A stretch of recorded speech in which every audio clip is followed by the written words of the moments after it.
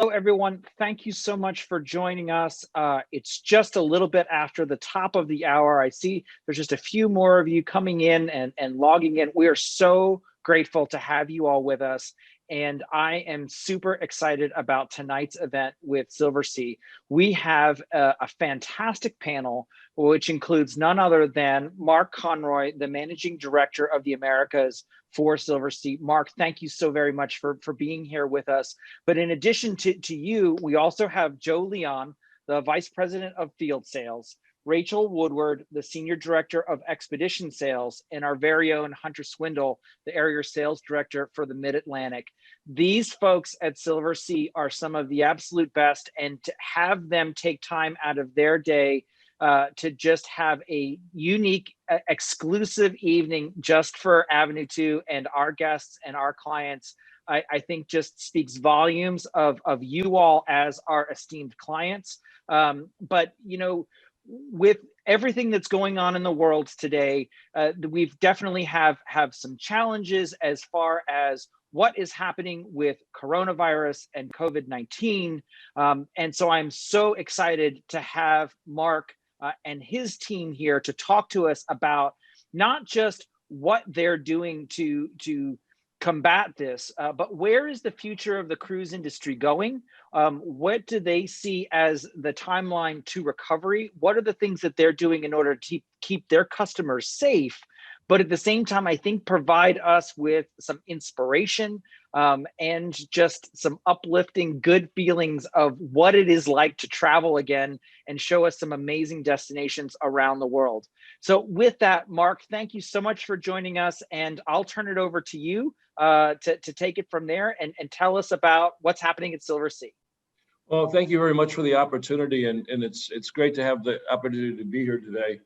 By the way, I'm in South Florida where it's terrible and raining, and I'd love to be in one of the Zodiac instead of being where we are. So I thought I'd start by showing you a few inspirational pictures, but showing you a quick video which really tells the story of what Silversea all is about. And I hope it plays, because you know sometimes technology doesn't always play well with us.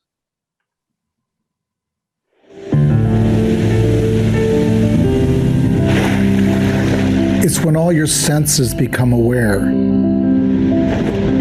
You're present in focus. That's traveling to me. It's an urgent need to go and observe this world that we all share.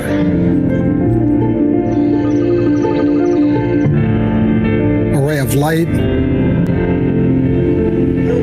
a pair of eyes that tell a story, an instant of perfection. Images printing on your soul. This is authentic beauty. It's all out there, and trust me, there's always room for discovery.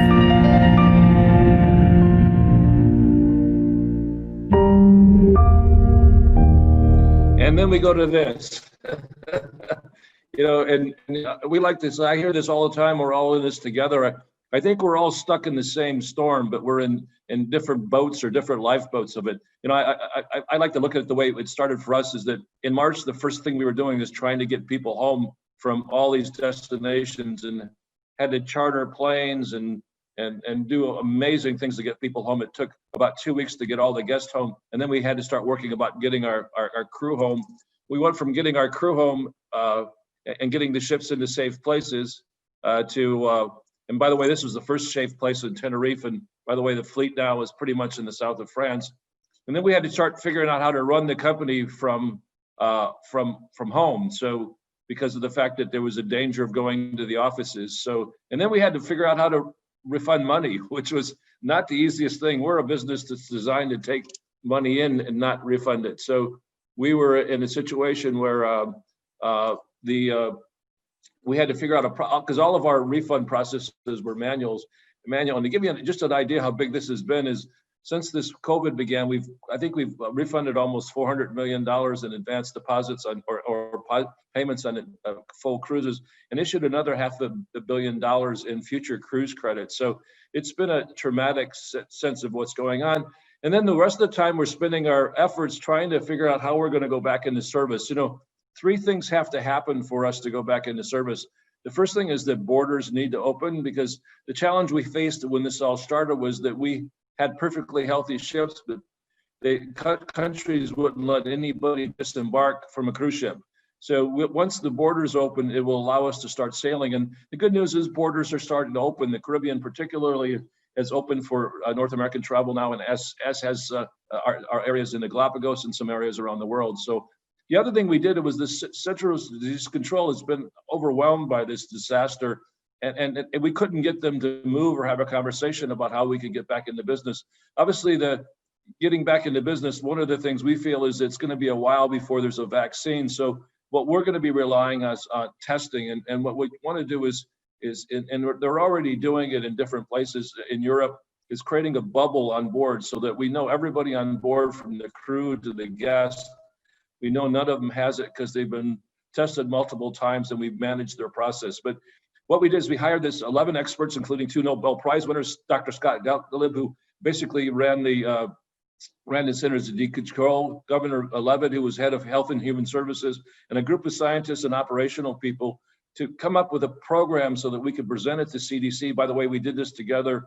Our parent company, Royal Caribbean, did it with Norwegian Cruise Line Holdings.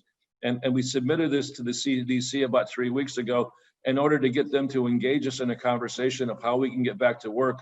We're an industry that basically contributes about $65 billion to the world's economy, including $35 billion in the US alone. So it's important that we get back to work so we can put our crew back to work, that we can put people back to work who work at the ports, that work as a longshoreman, all those different aspects of life that's been stopped since then.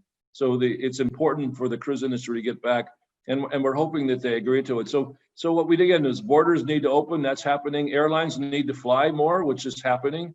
And then last but not least, we need to have a way to get people safely on back on the ships. And our thought about a vacation has changed. It used to be we had to worry about you from the time you got on board until the time you got off, and now we really have to pay attention from the time before you leave your home until we get you back home, and ensure that you're safe from the beginning to end. So, to give you an idea, a little bit of how it will work is that we'll ask you to be tested before you depart for the ship, at least 72 hours before you depart with the ship. When you arrive in the destination, you'll most likely be tested again at the pier before you board the ship, including an exhaustive medical questionnaire. And then what we have to make sure, though, between the time you leave home until the time you get to the ship, you'll need to follow protocols. So for instance, whoever drives you to the airport either needs to be tested or wear a good mask and make sure their vehicle's clean. The ground operators, the airport has their protocols, the airlines have their protocols. And then what's happened for us is we've signed contracts with all of our ground operators in the destinations we visit, requiring them to comply with our protocols and to make sure that they do the same things that we do for our staff, like for instance, testing their own staff, cleaning the vehicles, making sure the vehicles are filled to less than 50%, making sure they don't take you to crowded places, but if they need to take you to the Sistine Chapel or the Gold Room in St. Petersburg, they do it before the museum opens or after it closes, and not in the peak period where there's 10,000 other people there. And there's just so many details to talk about. For instance, when your luggage arrives at the pier, it will be sanitized before it's brought on board. Actually, when you walk across the gangway, you'll notice when you come sailing with us again, that you'll walk across an electrostatic mat that will basically kill all the viruses and germs and bacteria that you might bring in on your feet. Those are the details that we're going to. By the way, people ask me, will guests be required to wear a mask? At certain times, yes, they'll be required to wear a mask, probably when they board or when they can't physically distance, like when they're walking with a group of other passengers they don't know from one end of the ship to the other. But once they sit down in a bar or a restaurant, they'll be able to take their mask off. By the way, the crew wear masks and gloves, particularly gloves for those people in the service standard, anytime they're in a public area. And that's just number one, out of respect for our customers, and also making sure that they don't spread the virus, because they're as close to you as anybody can be. Because as most of you know, this virus doesn't begin on board ships. People bring it aboard and then they spread it. And it goes even to as far as shore excursions. Like what will happen initially is the shore excursions. If you want to go off the ship in ports of call, you'll have to take our shore excursions because our operators have agreed to the protocols and to follow our procedures. And even the crew, for instance, we'll even have them going on excursions and things to protect them from getting COVID. Because, the worst thing that could happen is a crew member on his day off goes in, goes shopping, sits in a bar, has a few drinks, and brings the COVID back on board. So that's kind of what we're working on. I'm going to open this towards the end for questions. And if you've got questions, there's a chat room, chat opportunity on it, so you can write in questions and we'll answer as many as we can. I love this picture here because it tells the story of Silversea, which is the wonderful size of our ships. A great shot of the wind going through Tower Bridge in London. By the way, the people are all really thrilled to see a ship go through there, although after they figure it's going to tie traffic up over an hour or two, they're not quite as happy as they were when they first see us. But, docking right downtown, tying up against the Belfast in central London is an amazing experience. And we have 9 ships providing amazing experiences. As most of you probably know already, we're all about being inclusive. We include everything on our classic fleet except the shore excursions and, of course, gambling and the gift shop and spa treatments. And on our expedition, we include even the excursions because it's part of the expedition itself. So the great news about our ships, they may cost a little bit more to get on, but your bill's not going to be bigger to get off than it was to get on, because almost everything's included. And of course, a great social environment on board. Here's our current fleet. As I mentioned, most of our ships are in south of France. There are a couple changes to that. The Silver Origin was built in the Netherlands and delivered empty to Ecuador. And the crew there now is going through the final steps of training, and she will go into service hopefully in December. The Silver Moon, which is going to be delivered in October 29th, it was originally scheduled for August, will be delivered October 29th. We'll sail transatlantic empty, and we'll go through Coast Guard and all the drills when she gets to Fort Lauderdale, and hopefully again begin operations out of Fort Lauderdale sometime in December. So, and then we have the Dawn coming out next year, almost at exactly the same time. And then 2 other ships, the Evolution class, which we haven't talked too much about, in 22 and in 23. So by 2023, we'll have doubled our size. And to give you about our size, even though our ships are small, we don't carry a lot of guests on any single one of our ships.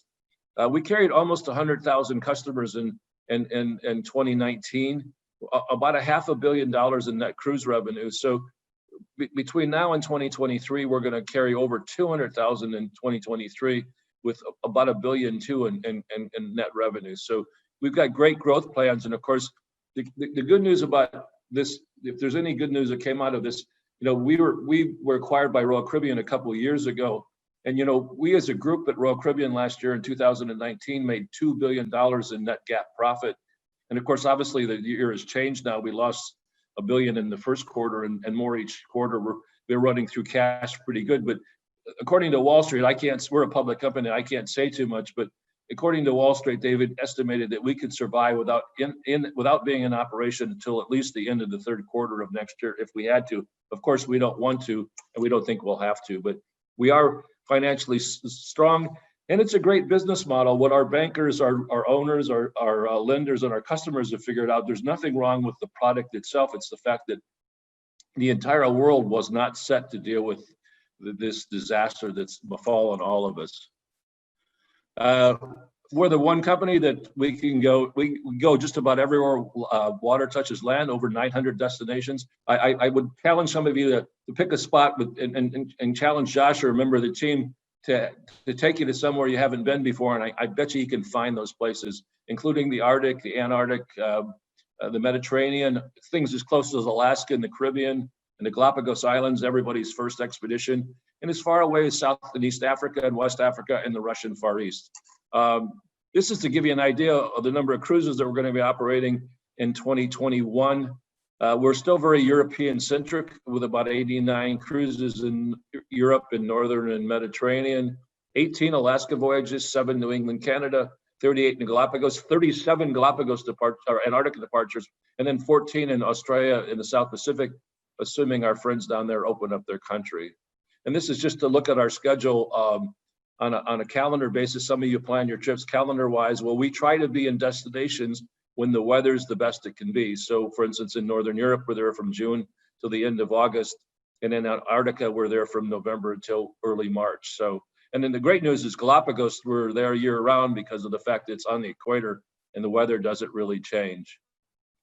Just to give you an idea what's happened since this has all began, about 53% of our new bookings are made by our past passengers. And I think it's because they know us well enough to trust us that we're not going to run cruises if we can't keep you safe. It looks like it's pretty equally divided between Europe and the Caribbean and the Alaska. So there's about 28% of the people are trying to stay closer to home, and about 31% are wanting to go to Europe, and the rest are based around the world. The interesting thing is a lot of people are booking not so much in the first 3-4 months of the year, but from May onward. I think some people are skeptical whether we'll be able to operate between now and April, but we plan to, but we'll have to play that a little bit by ear. A lot of it will have to do what the CDC says. About 48% of the people that have booked are using future cruise credits, which is kind of a good story. That means 52% are not. And other interesting statistics, 64% of the people basically just took their cruise. So if they were on a Baltic cruise this year that got canceled because of COVID, they moved to a Baltic cruise next year, or Alaska to Alaska. And a lot of you travel more than once a year, so hopefully there'll be more than one trip in your future in 2021. I just picked this cruise because I've been in this business since 1973, and I thought I'd been everywhere in the Mediterranean and Southern Europe. And this is an amazing itinerary. If you got gypped out of your long cruise this winter, you might want to consider this one. It starts in Venice and it ends in Lisbon, and in 58 days covers every single major or more interesting port in the Mediterranean. Again, you can take all 58 days or segments as short as 10 days. So again, just to remind you that we are a very European company in many respects. A little bit closer to home, we've got a 7-night cruise in Alaska. People ask me, by the way, why do you begin this cruise on a Thursday? And we do that for 2 reasons. Number one is we want to be in these ports without other big ships. You know, if you're going to go to the last frontier, we think we got the best product with only 596 guests on when we're full, or probably more like 500 now after COVID. We can give you an amazing experience, and you can go to these wilderness destinations and you don't have thousands of people around you. And by the way, we run it one way between Seward and Vancouver so that you can take advantage of pre and post packages in Vancouver and up in Seward to go up to see Mount Denali. I'd like to talk about the Baltic. First of all, it's one of my favorite places. I'd actually lived in Helsinki for, believe it or not, for 2 years, and I'm still somewhat sane. But anyway, it's a great 7-day cruise. And the reason I bring it up is it shows the benefit of sailing with Silversea. You know, the Russian government has built a beautiful cruise port about 10 miles outside of this city of St. Petersburg. It's a great facility, but it's still 10 miles outside of St. Petersburg. Because of the size of our ships, they actually let us dock on the English embankment, which is about 8 blocks from the Hermitage. So again, that small ship opportunity gets you closer to the destination, and the ability to, assuming you've got a visa or taking a tour, to walk out and not have to spend the first half hour of your tour or 45 minutes getting in town is a real benefit. This is an amazing cruise. I've been to Iceland several times, but it's interesting. It's a relatively small island. We can cover the entire circumnavigation in 10 days, but it's like going to 10 different countries, because one area is glacier, they got waterfalls, they've got geysers, no beaches though, and it's a hot spot, no pun intended. Iceland's one of the hot destinations this year. And then again, our Italian heritage, the cruise beginning in Venice and ending in Rome. First of all, I don't know if you're aware, but Venice has banned large ships. They can't come into Venice any longer. They have to go somewhere else. So we have the opportunity of docking in Venice, in many cases overnighting, and then visiting the beautiful Dalmatian coast and some of the more eclectic and important ports in the south of Italy, ending up in Rome for a good pre or post cruise package. I think, Josh, this is a cruise that you guys went on. It's an amazing cruise, and it's the one place I haven't been in Southeast Asia. They actually tried to send me there in 1970, but I won the draft lottery, got number 3, and I became an RLTC person. So it's an amazing. Debbie's been on this one. Debbie's been on this one that I was on and absolutely loved it. It's just the most comprehensive cruise to get a wonderful feel of Southeast Asia, and probably one of my favorite cruises of all time. Just great. love to do it again, actually. Yeah, you know, the great thing too is we can pull up in some of these cities closer into town too. But it is an amazing cruise. And then if you were thinking about doing a world cruise in 2021 and you got shut out, we've got a great 2022 world cruise. And what makes this unique, and it really will set you up for, Rachel is going to talk about expedition in a minute. Last year, and actually this year in 2020, we actually went to Antarctica. The cruise operated until we got to Australia, and then we had to cancel because of COVID. But this year, in 2022, the cruise is going to begin in Fort Lauderdale in January, sail down to Antarctica, and then over to South Georgia, which is we've never visited on a world cruise, then to South Tristan da Cunha, then to South Africa, up around Africa, through the Red Sea. Actually, I didn't mention that we've chartered the Spirit to the Saudi Arabian government because the Saudis have been locked down since February, and there's 34 million people there and a lot of money and no place to go. So the Saudis are opening up some ports on the Red Sea and also looking at maybe developing a cruise company for their local market. You know, they don't drink and things like that, so they need a dedicated product. So we're kind of their test kitchen for them. So they've chartered the ship and we're operating it for the Saudis. And that does two things for us. It gives us a little bit of income, which is nice in this continued market. Also helps create a better relationship with the Saudis so that when these ports open up, we'll get some priority to them. But last and most importantly, it allows us to test live all the safety protocols we have for the ship. So we're able to test them and adjust them. And it's worked very well with our safe cruising model where they've asked us to look at things different ways. So what happens is the guests basically are screened by the Saudi Ministry of Health, and then they're screened again when they get on board the ship, and then they take the cruise. And interesting enough, you know, we had to change the menus, obviously, for the local diet. But there's one thing I didn't know is that I knew that we had alcohol-free wine and beer, but you know, they actually make alcohol-free gin, scotch, and vodka because obviously nobody in Saudi Arabia drinks. So anyway, this is the world cruise. It really, the other cool thing about it is it goes about as far north and as far south as you can go, going down all the way to Antarctica and all the way up around Iceland before heading to Copenhagen for disembarkation. So if you've got 140 days on your hands for 2022, we'd love to have you. Although we will be also selling in segments. The other thing is we're launching the Silver Moon. It's kind of ironic that the moon history this year was the anniversary of the moon launch, touching the moon happened last year. So this is going to be an amazing ship. It's basically a sister of the Silver Muse with some fine tuning. The one thing that's very different is this program called SALT, which is Sea and Land Taste. It's not that we're going to oversalt your food. And for years, people have been saying to me, geez, Mark, you go to the Greek islands and there's no Greek food. You go to India and there's no Indian food. So this restaurant menu will change as we sail around the world. So it'll allow you to get more deeper involved in the destination. And, you know, food is very important in every place you visit. So we'll have experts from different countries along the way, helping our chefs create amazing menus with local cuisine. And then we'll also have some demonstrations. We took actually where the La Dame restaurant was and have turned it in what we call the Salt Lab.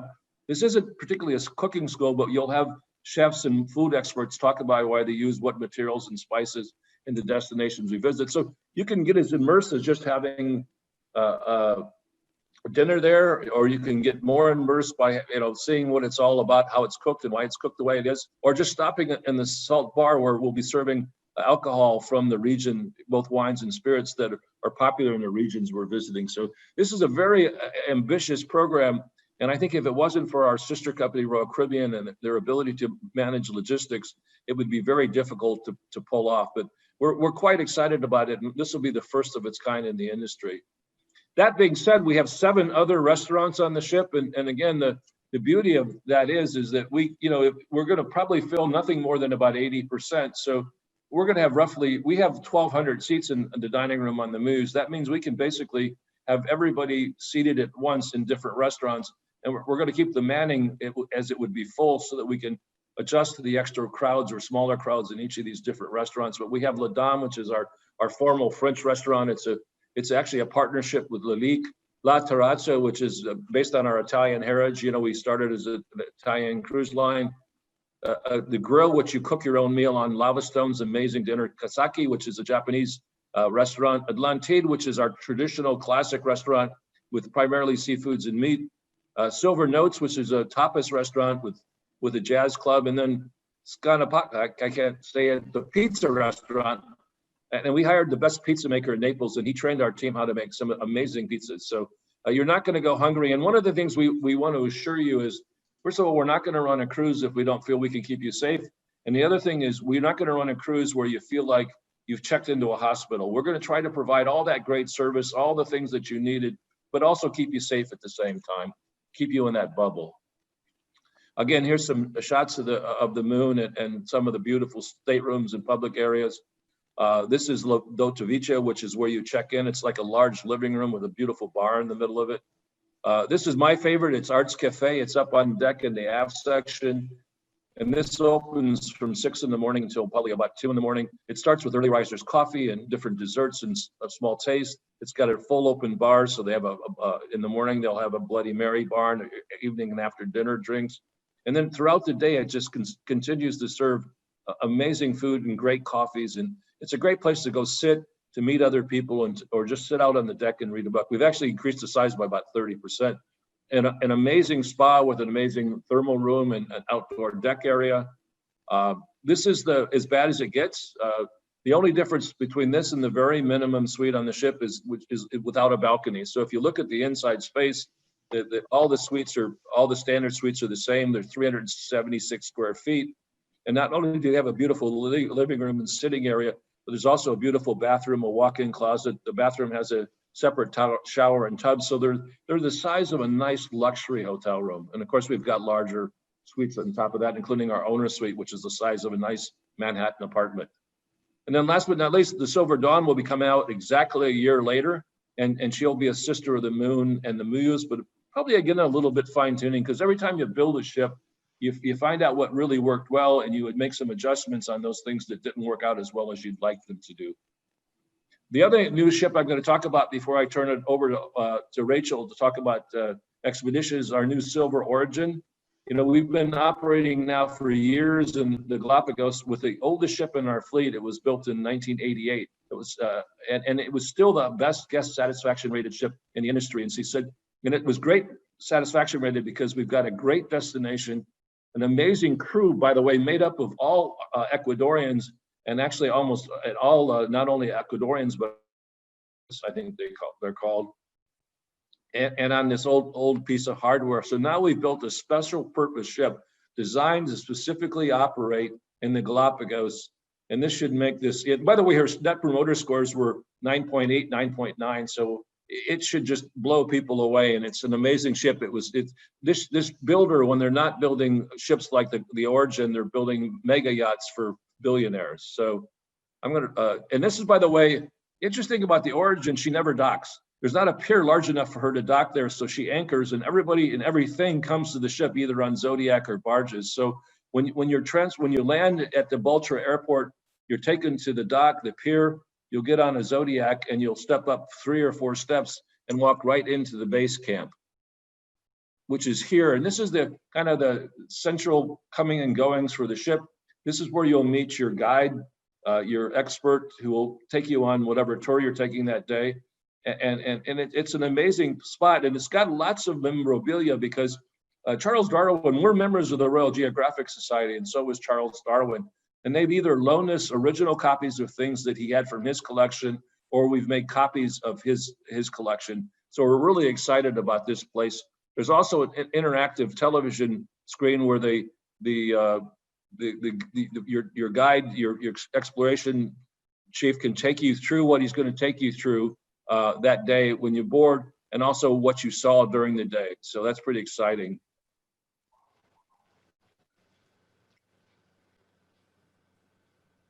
And by the way, speaking of accommodations, this is the smallest accommodation is 360 square feet. And this is a unique accommodation. Our sister company Celebrity actually developed this suite. What happens is if you notice, there's a wooden floor in the lower right-hand corner, and that's because it's part of the balcony. What happens here is they can close the outside balcony windows and open up the doors between the balcony and the suites.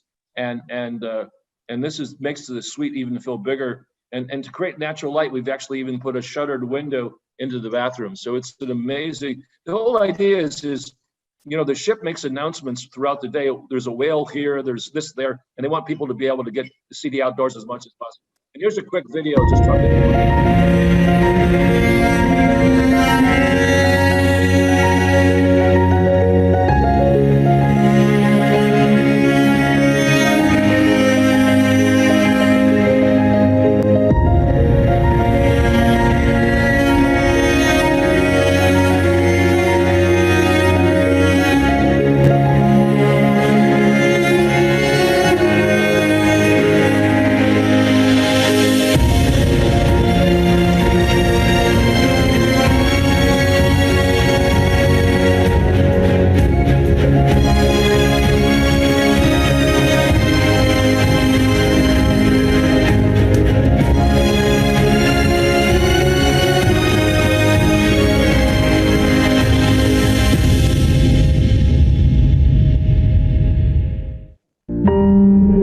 By the way, that was a real fire pit. You know, the Galapagos is on the equator, but because it's in the middle of the Pacific Ocean, it gets quite cold because the several currents run into it. And that's one of the reasons it's such a diverse area.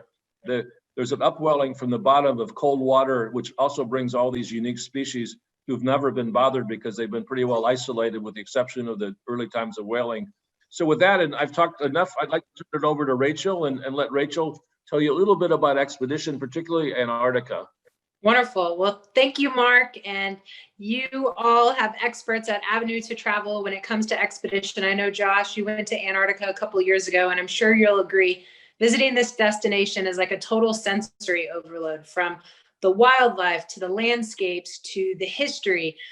With Antarctica, only about 50,000 people visit Antarctica each year. And a little different from what Mark was talking about with the Galapagos, Antarctica, we're there during their season for summer, which is from November through February. So I always say, pick a voyage that works best for your travel schedule. I went in early December. There was a lot of snow and ice, which is a great time. Baby penguins are born at the end of December. Whale watching is great throughout the entire season.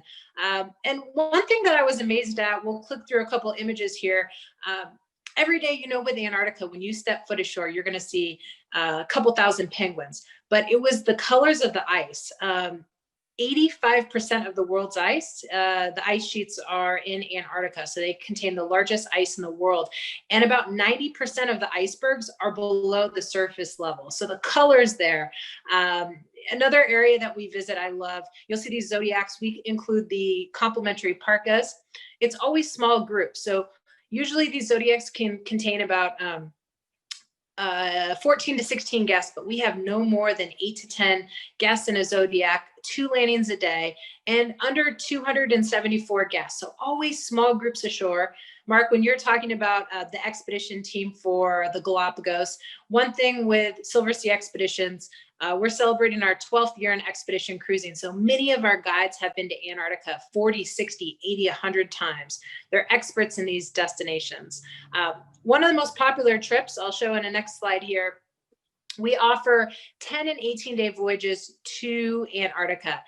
On the 18-day voyage, you might say, well, 18 days seems quite long. The reason you want to go on the 18-day voyage, and I say sign up for that trip first, you'll visit South Georgia. And South Georgia is where you have the opportunity to see up to 50,000 king penguins. I love this photo here, Mark.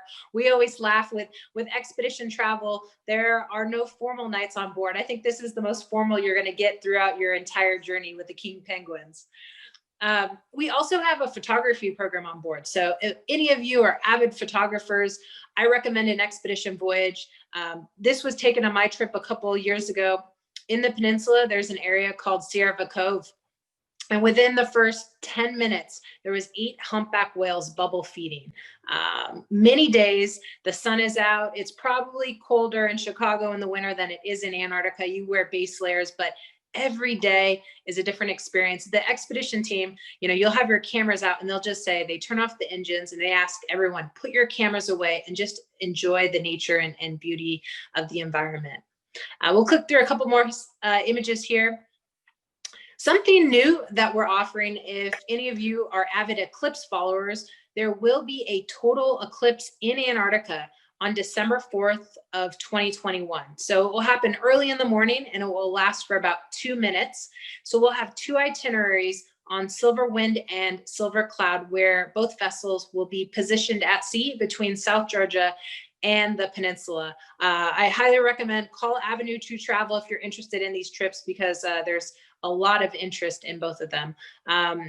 We'll click through another slide here. I want to talk a bit about a new program that we're offering. You know, with Antarctica, 10 or 18-day voyage, we usually spend a couple days crossing the Drake Passage, and sometimes people are concerned about, will it be the Drake Lake? Well, the great thing is we are offering another alternative for Antarctica. We're calling it our Antarctica Bridge Fly Cruise program. And instead of a 10 or 18-day voyage, this is a 6-day voyage, and it also will avoid the Drake Passage. So we'll start the program in Punta Arenas. It will be a 2-hour flight, and the charter flight, you'll be in your expedition gear. You'll land in Antarctica at King George Island, which is a runway airport primarily used for scientists to get them to and from some of the research stations. From there, you'll walk about 1/4 of a mile and you will board a Zodiac to then board Silver Explorer. So this will start December of 2021. And Mark, I'll turn it over to you. I know you like to mention a couple things about the runway.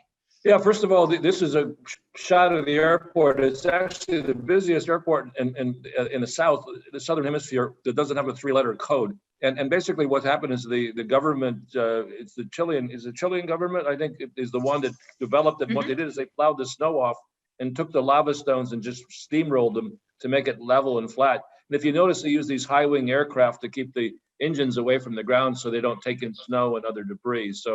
So you'll land there, you get off, and as Rachel said, hike there. What this is really good about is there's people that want to go to Antarctica, but they just don't have 2 or 3 weeks to get there, because you have to fly down to south of, to either Argentina or Chile, and then take the cruise, which is 10 or 11 or 12 or 13 days, and then come back home and then spend another night and then fly home. So you can actually take this cruise in less than 10 days. So this is for that. And by the way, it's expensive basis, but it costs about the same as the longer cruises totally, because of the fact you're paying for these beautiful flights. By the way, this airplane holds over 100 people, and we're only going to put about 70 people on board. So it'll be a business class flight round trip. So this is a great opportunity for those persons that want to go to Antarctica but haven't had a chance to. So, and Rachel, I'll turn it back over to you to the Arctic, because I haven't been there either. All right. Well, thank you, Mark. Well, the Arctic is another destination I highly recommend. I had the opportunity to visit Svalbard last summer on Silver Cloud, and I'll show one of the example itineraries. Before I mention this, I know Avenue to Travel has a group they're promoting with Marcy. So if there's any interest with the Arctic, recommend look at the June 26th voyage. I know you'll clients on the call, you'll be able to have virtuoso amenities, and Marcy's going to be the host. The itinerary here we're featuring for this event, August 9th. Mark was mentioning so much interest with Iceland. Well, with Expedition Travel, we're combining here Iceland and Svalbard, and we include all the excursions. On my voyage, we'll click through a couple slides here. We had the opportunity last summer, there was a lot of snow and ice. So this was the first week of July. We were able to take the vessel 81 degrees north, ice cruising. You'll see all the guests out on deck in their red parkas. And that's a great thing with Expedition Travel. When you think of the amount of time you spend ashore, usually 2 excursions a day, 4 hours in length. It's really important to be on a vessel that's comfortable, because you are on board, I would say, about 19 to 20 hours a day. And we have a lot of public areas for wildlife viewing. Within the first 2 hours, we were able to see walrus on a couple ice floes, as well as 3 polar bears. And these are the experiences you get with Expedition Travel. Every voyage varies, every day varies. It was a memory that I'll never forget, the first time that I saw polar bears from the vessel. If you're an avid birder, I highly recommend an Arctic trip. Puffins, guillemots, this particular day, I'll backtrack a bit. We were able to visit this area of Pulapitten, which is known to see walrus, a big walrus colony. We came back on board for lunch. The expedition team surprised us. They dropped the Zodiacs in the water. We were able to see this polar bear. He was eating a seal from the water, walk ashore for an hour and a half. And he finally got tired. He was ready for a nap as he was full, but it was quite amazing. Another with Zodiac cruising, you'll see here, Zodiac cruising next to glaciers. We also offer kayaking. So with the excursions, hiking, walking, zodiac cruising, kayaking, everything is included with our expedition product except on board the spa and salon. And for you avid birders, this particular area is called Bear Island. You would think you would see polar bears, but it's these stunning bird cliffs, puffins and guillemots. The sun came out that day, and they say it's like the Jurassic Park of the Arctic. So it is a destination I recommend. Call Avenue to Travel. And Mark, I will turn it over to you to talk about our Discover blog. Yeah, we've all been trapped and challenged about where we can go these days. And we've got this great blog. It's called discover.silversea.com. You can also reach it through our website. And what happens is these are articles written by independent authors who are talking about the destination. They're not sales pitches. They're a deeper dive into the destinations, both on the expedition side, on the classic side. So there's some places about, the Dalmatian coast. There'll be talks about what to do in Rome if you've been there lots of times. There'll be talks about what to do in New England and Alaska, et cetera, et cetera. And this is a great way to do a little bit of armchair traveling while we're locked at home, but also to help you plan your trip. So I'd recommend that if you want to do a little armchair traveling, please hit this blog and see what I'm talking about. The other issue is because on our expedition we always have a videographer working there. Plus we've got Steve McCurry, one of the most famous photographers in the world, who's on our staff. He also is doing a lot of video for us. We've got some amazing videos, and I'm going to show you a quick video, if it runs, of these two polar bears. It's a mother and her soon to be mature male, we think was a male cub. So because what happens is they raise them for about a year and a half, and then they abandon the cub, and the cub has to go out on its own. By the way, the cub is bigger than the mother already at this point. And you can see which one's which because she's in the lead, and she's very elegant how she moves. And you see the cub, he looks typical like a 5-year-old, but like trying to follow his mom. So I'm going to run this video and hope it works.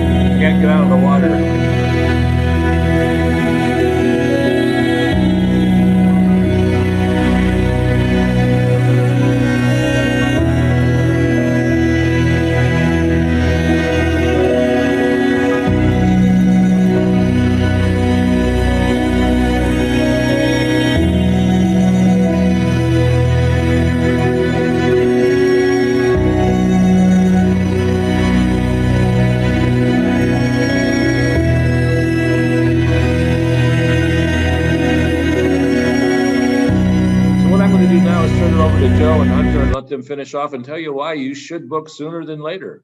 Joe and Hunter. Thanks, Mark. And hello, everyone. Thank you for taking time to visit with us today. I want to thank Debbie and Josh for giving us this opportunity to speak to their valued customers. I want to talk to you about the programs that we have introduced in this current environment to continue to help and secure your vacation plans and have you plan to take those vacations as you normally would. One of the first things we did was introduce a Cruise with Confidence program. And this program, what it does is it secures exactly that, your investment, and gives you confidence to wait and see how we are able to set sail, the environment we're able to provide, and from there decide as to whether or not you want to continue and join us.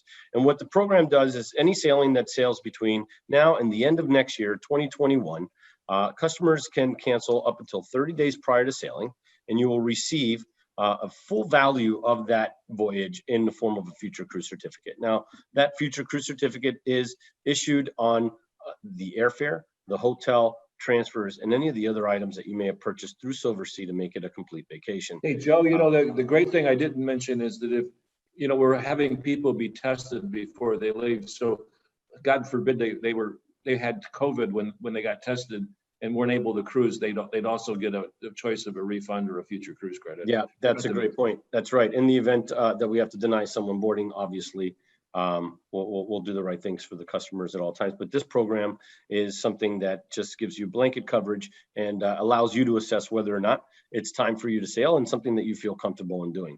Now, one of the important programs that we introduced, and we did this early on, Mark, was in May. We recognized that this, you are consumers, you need us to answer very important questions, and you're looking to make very risk-free and minimally risky transactions. And we introduced a reduced deposit. It's $1,000 reduced deposit. It allows you to hold your suite up until 120 days prior, which is when the final payment is due. But what's great about this is when the final payment is paid, we issue that same $1,000 deposit is transformed into $1,000 shipboard credit. This really is $1,000 shipboard credit offer to you, our customers. But we know you need more than just strong offers and high value propositions. It comes with a risk-free offer and something that gives us an opportunity to answer all those questions that we will once we set sail. Now, I want to thank all of you for how great you've always been to our industry and our advisors. You traditionally come to us when you're ready to make a commitment on a vacation. And one of the reasons we introduced that reduced deposit program was to change that. It's okay that this is not a solid commitment from you. We know there's a lot of uncertainty out there, a lot of questions we need to answer, but we'd like you to look at this as an opportunity to take that $1,000 deposit and place that beacon of hope on your calendar. Let's put something on the calendar that we can all work for, we can all work towards, and we can all strive to achieve and plan. Part of your experience in sailing on Silversea is the planning process and speaking with your advisors to make sure every detail is taken care of along the way. Why wait until last minute when you have an opportunity with a reduced deposit program like we have featured there? And Hunter, you want to talk a little bit about our early booking bonus? Absolutely. Thanks, Joe. So this one's pretty straightforward and simple for everybody. If you pay in full, you save 10%. There's not many places where you can guarantee 10%. So this is a really good one. If you're ready to make that commitment with our other guarantees in the way, this is a great way to do it. So if you book by October 31st and also pay in full, you are able to save 10% with Silversea. Not a bad deal. Still refundable, Hunter. So it's not really a risk. It's just they're tying up their cash, and where else you're making 10% right now, right? Yes, right. Absolutely. Yeah, thanks for that. Absolutely. Right. The penalty schedule does not change. Precisely. And then those are for all of our Silversea guests, and these are exclusive with Avenue 2, who I have to say are probably my favorite partners that I get to work with on a very consistent basis. I can't wait to see you all again. So for Avenue 2, these are exclusive. So in the next 2 weeks up to November 10th, if you make a booking between now and November 10th, we are going to offer you shipboard credit of $400 per suite and also an instant 5% savings. So if you do use the early booking bonus, which we just discussed, that's 15%. And that does exclude the World Cruise, which Mark talked about, and also the Northwest Passage. And then we also have a list that will be sent out to all of you that includes other voyages that are up to 20% off. So maybe not just 5, maybe up to 20, but it's 5% for all voyages. So that's a really great deal, and that's only with Avenue 2 Travel. And it's also new bookings only before the 10th. So one other thing, you might, Hunter, why don't you mention the fact that we have a lot of solo cruises where the single supplement is either 0 or as low as 10%. Yeah, just as Mark said it, we can get that list to you as well. So solo cruising, it's a great thing to do. And oftentimes that is, you're paying the full price of 2 people. So we have quite a few voyages out there with very low single supplements. So we have some questions now. Can we answer a few questions? Yeah. Deborah or Josh or anybody else? Look here. I think we have had just one. If you're wanting to go to Antarctica, what's the maximum number of passengers on the ship to get there? Well, it depends on which of our ships are on. The capacity of the Silver Explorer is 140 guests. and the capacity of the Silver Wind and Clouders is 174 guests, if I'm not mistaken. But in 2021, at least initially, we're going to be reducing the capacity to only about 80%, because what we've had to do in order to, again, be able to keep people safe, is we've set aside almost 10% of the capacity on each of our vessels for isolation suites. So should somebody develop COVID or and need to be isolated, we can isolate them into one of those suites that doesn't interact with it allows the ship to give them great service, but also doesn't allow them to potentially infect other guests aboard. So you're talking roughly around 200 on the Cloud and probably 120 on the Explorer and on the Whisper. So, and by the way, we have basically one expedition leader for every 10 guests. That's kind of how it works. So you'll never be on a Zodiac with more than 10, at the most 12 people on it. So it's a very close personal service. And by the way, people ask sometimes, can I really take an expedition? And I tell people, if you can play 9 holes of golf, if you can walk up a couple flights of stairs, if you can walk your dog, then you can probably take an expedition. Obviously, there's different levels of excursions and tours that we offer. For those who want to climb the mountain, they can climb the mountain. But say you have some mobility issues, your excursion in Antarctica or even the Galapagos might be a Zodiac ride, which is still amazing opportunity to see amazing animals. And so you know, what's great for all these expeditions, but all of our cruises, is multi-generational travel has become very important. You know, people have acquired a lot of stuff, and I think things like COVID have even made that more aware. They've got a lot of stuff. What they're trying to do now, particularly, is create memories. And there's nothing better than a family cruise or a multi-generational cruise where you get, you know, grandma and grandpa and the kids and the grandkids all going together to create lifetime memories that you'll never forget.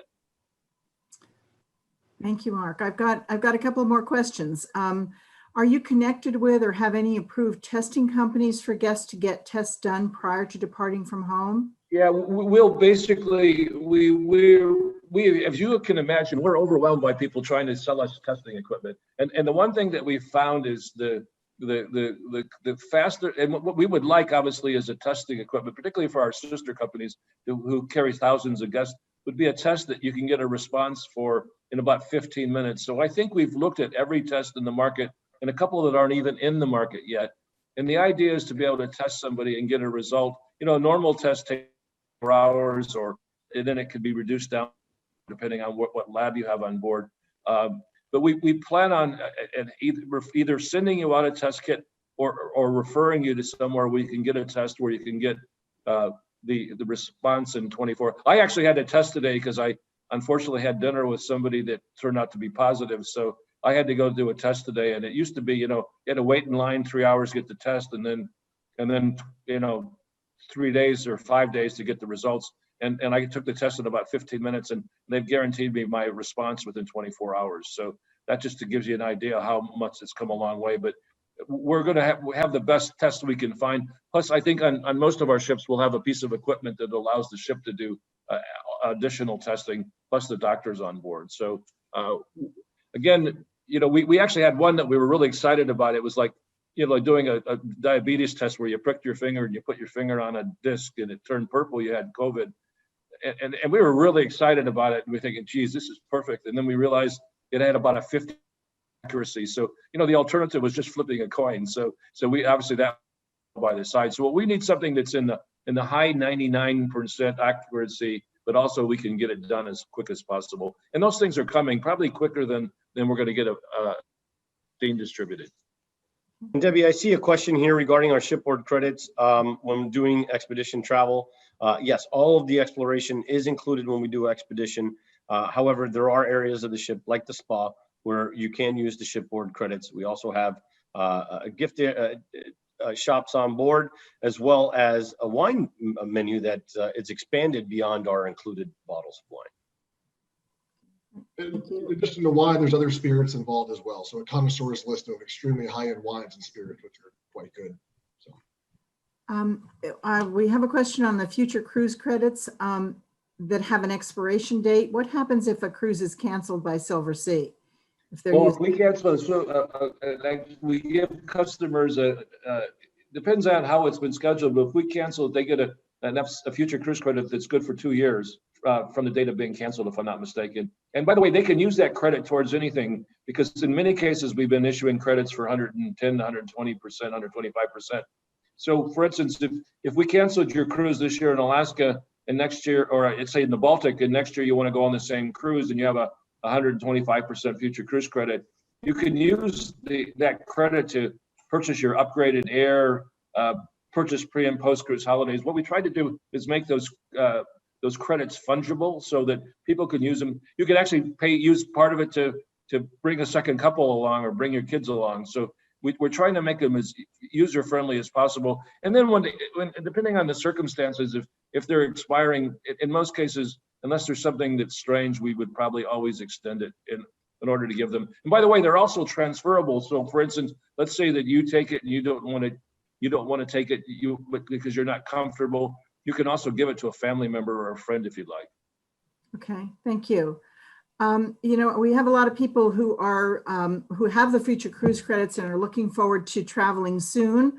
And they're wondering about whether you said that you can only go on your ship's shore excursions and that they would not be permitted to take private tours. So if they're not allowed to take a private tour from another vendor, will you be offering private tours?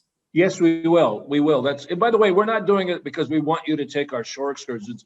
We want you to be safe. And the idea of requiring them to take our private tours or our car and driver or excursions is the fact that the operators, both the organizing company plus the individual drivers, have to agree to our protocols. So, when we arrive in a port, what will happen is our team will be out there inspecting the vehicles to make sure they're clean. They will have a certification from the port operator that all of his people have been tested. And they also sign an agreement that says they won't take you places where they're crowded or where you become susceptible. So that's the reason we're doing it. But and then I think as time goes on, we'll probably, as long as a third party operator eventually can testify that they're going to follow our rules, then we'll allow them to do it. Again, the challenge with this whole program is it requires everybody to play it straight. The customer has to make sure they don't do anything silly. We have to not let a crew member or another guest do it. So, for instance, used to be, we have hand cleansing stations throughout the ship, actually in front of every public room that you enter. And in the past, we used to ask people politely if they wouldn't mind using it. Now we're probably going to be a little bit more firm about that. If we feel like you're in an elevator, then we're going to ask you to make sure you wear your mask. By the way, if you're a person that doesn't want to or refuses to wear a mask or a shield, then you should probably, I hate to say this, but probably wait to take a vacation once there's a vaccine, because we're going to be very firm on that. Because again, it's not a matter of freedom, it's a matter of keeping people safe, and that's all there is to it. And again, we're not going to make you feel like you live in a hospital, but we got to keep you safe, and that's the most important thing. Okay, great. Going back to the one more follow-up on the private shore excursions. If people have leftover funds from future cruise credits, would they be able to use them towards group or private shore excursions or not? I think they can, can't they, Joe? That's a great question. Can they use them as shipboard credits? I don't see why not.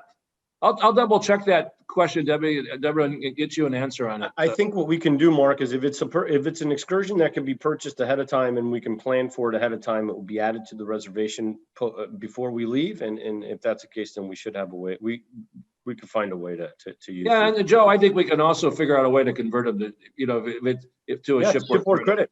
Yeah. So I think that would be, so they could use the shipboard credit and to book the tour. So.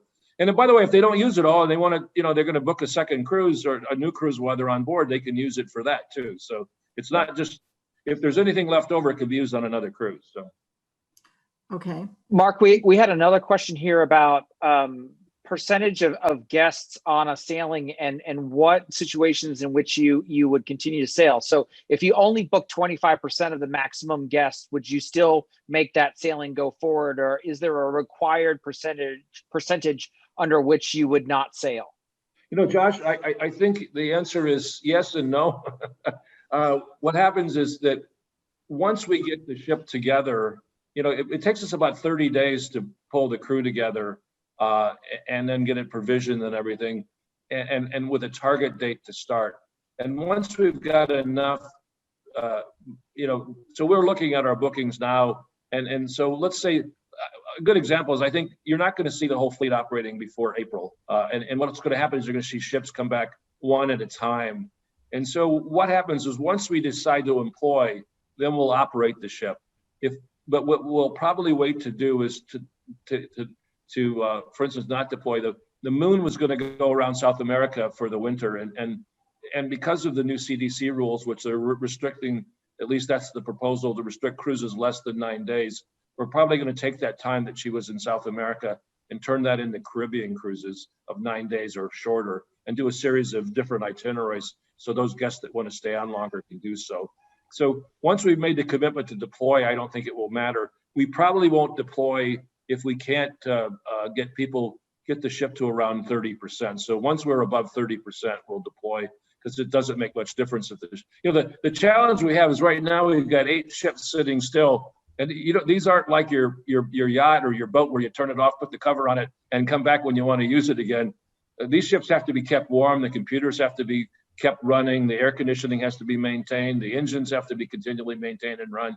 So we've got the smallest crew we have on any of these ships right now is 30 people out of the 40 people out of the 400. But those people are working full time. And to give you an idea, these warm layups cost anywhere from $30,000 to $100,000 a day just to have the ship sitting there with the systems on. So we're obviously very eager to get them back into operation, because it's not an inexpensive thing to keep them just sitting still, because you have to maintain them. Otherwise, they go south really quickly because of humidity and different temperatures and in computers. If you don't run a computer, you don't run an engine, you're going to have trouble with it. Thank you. We have a comment from one of the guests, and I echo it as well. I think this is wonderful. Love your willingness to work and educate your guests. And Scott Gottlieb is crazy smart. So we all think that's wonderful. Thank you for doing that. Yeah, and we really appreciate what Scott and the team have done too. I should say Dr. Scott Gottlieb, but they've done an amazing job. They worked amazing hours. And the cool thing is it was open to everybody. So there were advisors from the other cruise lines there. The CDC had an advisor at every single meeting we had. World Health Organization had. So this has been a joint effort, lots of positive suggestions and some improvement. And by the way, this is something, the reason we haven't announced, we've announced it, you can actually go online and see all 72 items and 72 pages. But there's, what supports that is backup documents of thousands of pages. The attention to detail that we always have been a good company about paying attention to detail, but because COVID's so serious, we can't afford to make mistakes. So we've got a policy just for about everything. And again, I think one of the beauties of watching these guys operate in Europe right now, even some of the big ships, and us doing it in Saudi Arabia, it allows us to learn lessons about what to do right and what can go wrong. And I think it's important. The one thing that we have to get an agreement of the places we visit, that if somebody gets ill, as soon as they're stabilized and we can safely allow us to disembark them and get them home to a facility that's there to treat them. So that's part of the process. One of the reasons we've been reluctant to talk about detailed itineraries is we needed to get an agreement that if we don't want an outbreak, but if say one person gets it, which could happen, it happens all the time at home. So that what we're able to do with that customer, not only to keep the rest of the crew and the guests safe, but also get that person home safely. By the way, the other thing that we're working on, and I shouldn't probably talk about this, I'm probably going to get yelled at, is we're trying to look into some kind of insurance for COVID, because right now, it's not quite clear whether, it covers for cancellations, but is there health evacuation insurance and everything for COVID? So we're working on a program that, if we can find one, that would have COVID, a special COVID cover policy. So stay tuned for that. One last question. I think it's specific to a particular cruise. A client who was on an extended Baltic Sea cruise ending in London, and they've checked to see, and 2021 does not have the same itinerary. It goes to Norway instead. Will you offer the Baltic and west coast of Europe ending in London in 2022?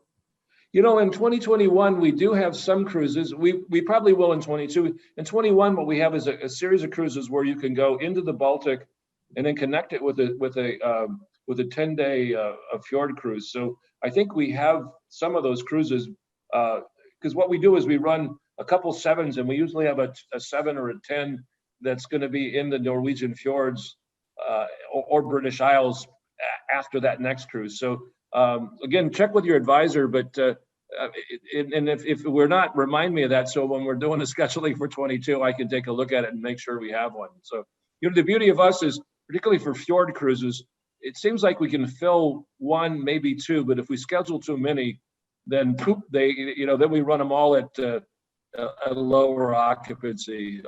And of course, by 22, we hope we can run back full, because our average occupancy in 2019 was 92%. So, so we're going to be running, it's probably about 75% if we're lucky in 2021. So there's a lot of difference in the success of this business between 72 and 92, a huge difference. So. Debbie, can I take this last question here? I think Lynn wants to know why Silversea and what makes us different, particularly from the other luxury lines. And it's one of my favorite questions to answer, Lynn. So thank you for asking it, because there are a lot of similarities between us and many brands out there. There are some really reputable luxury cruise lines that operate in the same space, all which promise you opulent and beautiful spaces, smiling faces, attentive staff, and some of the best cuisine you've ever experienced. And I can tell you, we're going to say we're top in class. We believe it. We have every reason to believe it. And those guys have a really good reason to feel so strongly about their products as well. But I can tell you there is one difference and one key differentiator, and it's destinations. And it may sound a little silly at first because it's our business to take people to places. That's what we all do. But it's the number of destinations that we cruise to. We cruise to over 1,000 in a single year. That's more than double any cruise line in existence in any sector of the industry. 500 unique ports of call, just an expedition alone. But it's far more than what we do with remote locations and taking you to places that other folks can't access. It's how we call on the classic ports as well. Mark showed you that picture of the Tower Bridge and the wind sailing through it. There is no better way for us to explain the difference in sailing Silversea than showing you that picture. What an experience to go through the bridge and have it lined with Brits waving their flags. And like Mark said, they're excited to see us at first, but by the end of the summer, might get a little more empty on the bridge. But it's not just London or the Tower Bridge on the small ships. When we sail from London, we sail to Greenwich. Mark mentioned the English embankment in St. Petersburg. We sail into Seville, into the small harbors, under the small causeways in most of the Caribbean cities and countries that we'll visit. So destination by far is the difference. I think the industry's kind of lost focus a little bit, and these ships are more a means of travel and a vehicle to get you there instead of part of the destination experience and immersion. And we try to take every detail we can to make sure that the ship continues to be part of the equation. Joe, one other point I'd like to make is that the size of the ships, I think our size of the ships is unique in the variety we have. And then last but not least, I think it's the fact that we have a European flavor. A lot of the other cruise lines are 95%, 90% US, where we're around 65% US. And after that, it's the Brits, it's the Australians, and then the Europeans, and then the rest of the world. So we're a sophisticated, diverse group. And I think some people cherish that because it adds an interesting aspect to the vacation. Other people probably not quite as crazy. I have to say the other thing is we are a little bit more formal than the other lines, which is most of the women feel is a good thing. I hate to sound like a chauvinist, and most of the men hate it. But we've actually loosened up our code too. So if you really want to cruise with us, you probably need to bring on our classic fleet. You probably need to bring at least one tie and one jacket. If you're on our expedition ship, you can leave them all at home. But on our classic fleet, we still have informal nights and in many cases formal nights. In these days, fewer tuxedos than jackets with ties. So great. One. I know we're getting short on time, but Mark, I have one last question for you, and tell me how does the Wi-Fi work on board? It's not as well as it works here, but no, it's on. What's happened is it's complimentary, and then you can upgrade packages for speed. The challenge is that particularly now after COVID, I don't know what we're going to really do. We're having this conversation all the time because the one thing that has worked for COVID is the internet has saved us all. I mean, how many of us are working from home and doing our life from home, streaming movies and things? And the challenge we face is that it's about a matter of bandwidth and cost per bandwidth. And so, and how many devices are running. There's a lot of things that add up to it, but we're really looking at it. It is inclusive, but I have to say it's slower than it probably should be, again, because of bandwidth. We have a deal with the satellite provider where they provide us a minimum amount of bandwidth, and if they have extra bandwidth, they let us expand it. But I spend, I think I spend almost as much on bandwidth as I do fuel. So it's not a cheap date. Actually, we don't spend that much, but the river guys actually do spend as much on bandwidth as fuel. But there's probably a couple other items that we do, because again, there's no long cord. You can buy a how many gigawatt line in your office for $40 a month, and it's not $40 a month. I think our minimum charge per ship is more like $50,000 or $60,000 a month. And then when you get down in Antarctica, it gets challenging. Antarctica is not bad because of the research stations. Actually, there are satellites there for the research stations, but you get some places in the middle of the ocean, in the middle of the South Pacific. There's not many geodesic satellites there to handle the signal. So you're shooting on an argent and you start losing signal weight. But some people should actually, though, every now and then turn that stuff off and just enjoy the wonderful places we take them to. But it's just a matter of Absolutely. life. People, on the World Cruise, we have people that do their businesses from the ship, and we're constantly working on it. There's two things that I have to say that I struggle with. Number one is entertainment, because first of all, there's so much great entertainment today everywhere, although not live anymore because we haven't been able to change that. But I spend, I don't know how many millions of dollars per ship, and people, either half the people love it and half the people hate it. And the other millions that we spend that don't make people particularly happy is internet. And we're constantly working on improving. And I think, by the way, one of the beauties of being part of Royal Caribbean, I think because they're such a big buyer of bandwidth, that it's going to help us in the long run with both technology. They've got this innovation center in the Miami office that's amazing. And they've got, before COVID, they had almost 300 or 400 people that all they were doing is working on plans to create what is a cruise ship going to look like 5 years from now and 10 years from now. Because the challenge when you order a ship, it takes, at least if it's a new ship, it takes 36 months from the time you start. Well, it takes probably 4 years from the time you start talking about it, and in a year to put the plans down on the ground, and then in 2 years to build it at least. So you're talking 3 or 4 years between the inception and operation, and so that means if you're not careful, you'll start building out-of-date ships. If you keep building copies of the ship before it, you're going to run into challenges because things are changed, and that's what we're all looking for. The great news is that in luxury, our table stakes are great food and great service, and that's a differentiator. But you expect a minimum standard, and I think the same thing is true with hardware. And it's one of the reasons some of the cruise lines, by the way, are retiring some of their older ships, because the hardware no longer could compete, and they weren't making the kind of margins. So if they had to eliminate some capacity, they eliminated those less efficient, less guest satisfaction type ships in order to increase the capacity, the occupancy potential on the rest of the fleet. So it's one of those things that we're constantly evolving, and it's one of the reasons that I think if we weren't part of Royal Caribbean, we would have struggled. We probably would have had more trouble coming up with the money for the refunds.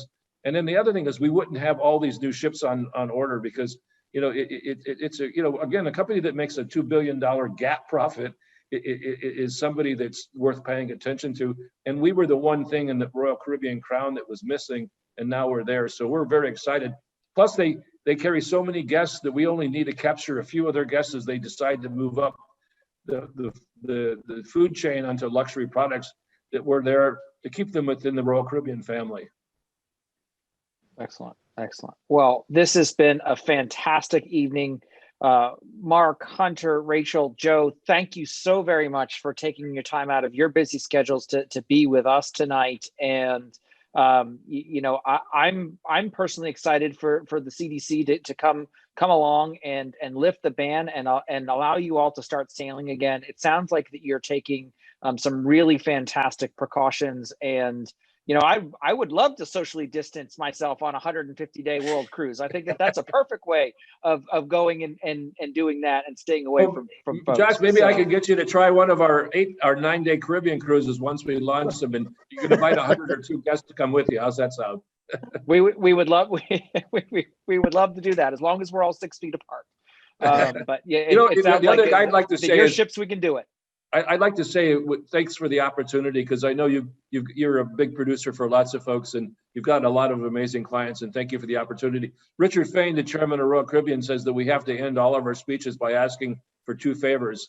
Number 1 is wash your hands and wear your mask when you need to. So thanks a lot for everything, everybody. Thank you, everyone. Thank you, Josh. Thank you Debbie. for Really joining us. appreciate the opportunity.